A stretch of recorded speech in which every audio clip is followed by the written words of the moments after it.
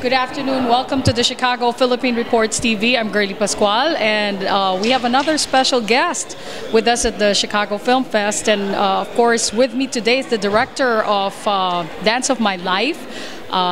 You know, I told you that I'll be interviewing another interesting individual, and actually, she's one of the main people here. She's the director of the film. She's well known in the Philippines as Lyca Benitez-Brown. So, Lyca, welcome to our show. Thank you. Thank you. We're so glad to be in Chicago. How are you enjoying the weather? It's great. I mean, compared to the blizzard and the snowstorms we've had in New York, this is warm. Really? And it matches the response of the people here who have come to see Dance of My Life. We've received a really enthusiastic response from Chicagoans, so we're very grateful. Well, Lyca, I was surprised and excited to find out that you were actually the creator of the famous, our own version of Sesame Street in the Philippines, which is Batibot. Well, I wouldn't claim to be the creator because it's a really group effort, Okay. but I was the executive director for the first Asian co-production with Children's Television Workshop, which is how Batibot started. And then after a few years, Sesame, it was called Sesame in the Philippines with Bong Pagong and Kiko Maching. And then it evolved into a purely Filipino production, and we called it Batibot. And that's a project that you should really be proud of. Oh, well, I am. You know, It gives me a certain credibility among people of a certain age, Filipinos of a certain age, so I'm very happy. Well, I hope you don't mind, but we were just chatting about, why you're based now in New York instead of in the Philippines. So if you don't mind just giving us a short... After Batibot, we left, my family and I left and went to Africa because my husband works for the United Nations and we have 3 children. Okay. So we went to Africa where I helped start a private commercial TV station called ITV Radio 1. Okay. And that was a lot of fun, working in a country that had never had television. That must have been exciting. Yeah, it was. It was. We did a lot of documentaries there, a lot of training. And it wasn't just for a Filipino audience. Oh, no. It was Tanzanian. Wow. It was Tanzanian, yeah. Galing talaga ng Pinoy. No, it was a lot of fun because they'd never had TV before. So I had to recruit and train local staff. I worked with a cameraman who was the cameraman of the late president of Rwanda. I mean, it was a very new and different experience. Yes. And how many years did you stay there? 5 years. 5 years. And then from there, you went to New York, yes. So, do you miss the Philippines at all? Very much. So I guess this documentary, working with Bessie, I guess kind of brings up a lot of memories, in the beginning, we just said, yes, we'll do Carnival. But in my mind, I knew that I wanted to do it so that we could understand a little bit more about why Carnival is so important to the Brazilians. I didn't want to be a parachute journalist just to fly in and tape, the favelas and the poverty and the crime and all. We really wanted to know why it meant so much to the Brazilians. And in the process of learning that, we found so many similarities with Filipino culture and with the things that we value. And so there was a real connection there between our culture as Filipinos and the Brazilians, and that helped quite a lot.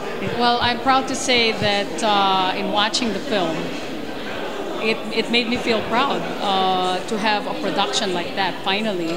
And I was just mentioning it to you earlier that we are in dire need of something that we could be proud of as a race here in the U.S. and also something that you could bring back home to the Philippines, which Bessie said was in the works. Yes, we're working towards that. What message were you and Bessie trying to, send when you decided to make this film? That you have to be true to yourself. Okay. You have to be. Life is hard. We all know that. You're going to have a lot of obstacles, but if you remain true to yourself and if you work hard, there's a chance that you'll achieve some of your dreams. And to be respectful of other people, of other cultures, whoever they are, wherever they're from, whatever status in life they have, just to respect that. And it comes back 1,000-fold in terms of how they open up to you, how they let you into their lives. And once you're able to do that, then I think you reach a core of goodness that is very easy to tap into because it's so positive. Okay. That energy is so positive. And I think that's what we really need, especially in these times.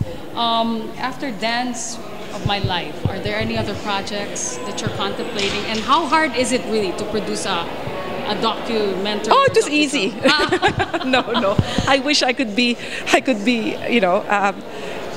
producing a documentary really took everything that I learned from my experiences in the Philippines. Doing different things. Doing different things. Yes, I mean, I had to call all of those skills in order to be able to do this, because you're working with people from different cultures, with different levels of technical expertise, and most of all, in Brazil, we were working with people who, we didn't speak Portuguese. And so it took a lot of what I learned from my past jobs, in the Philippines and everywhere. Because the language barrier alone would be really daunting, especially to a filmmaker, or even a director. But again, if you go back to just trying to understand what they're saying and trying to understand where they're coming from, then you'll find a way to understand them. So. Well, I'm happy to say that in Chicago, your film is a huge success. Oh, thank you. And, thank you so much. We hope you'll come back again. There's talk about bringing us back in the summer. Yes. We're gonna. I hope people will watch out for it when it comes back. And Bessie mentioned the website again. www.queenbessie.com or Facebook, Dance of My Life. If in the future, there are DVD sales and the movie and everything, that's where we'll find out. Yes. And about you also. About the project, yes. Great. Okay, well, is there any message that you want to give to our viewers? Oh, just keep dancing. Keep dancing. Whatever dance you do, however well or badly you dance, just keep dancing. Isn't that great? 50-year-old woman, just like Bessie said, being the queen of the carnival. So please watch Dance of My Life, directed by Lyca Benitez-Brown, and of course starring our very own former Miss Philippines, Bessie Badilla.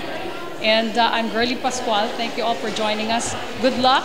Thank in you. Your next, I think the next stage is to try and distribute this. Yes. Well, more power to you. Thank you. And Thank we you, hope Girlie. you turn up, other beautiful films in the future, and we'll be here watching for it. Okay? Maraming salamat po. Maraming salamat po.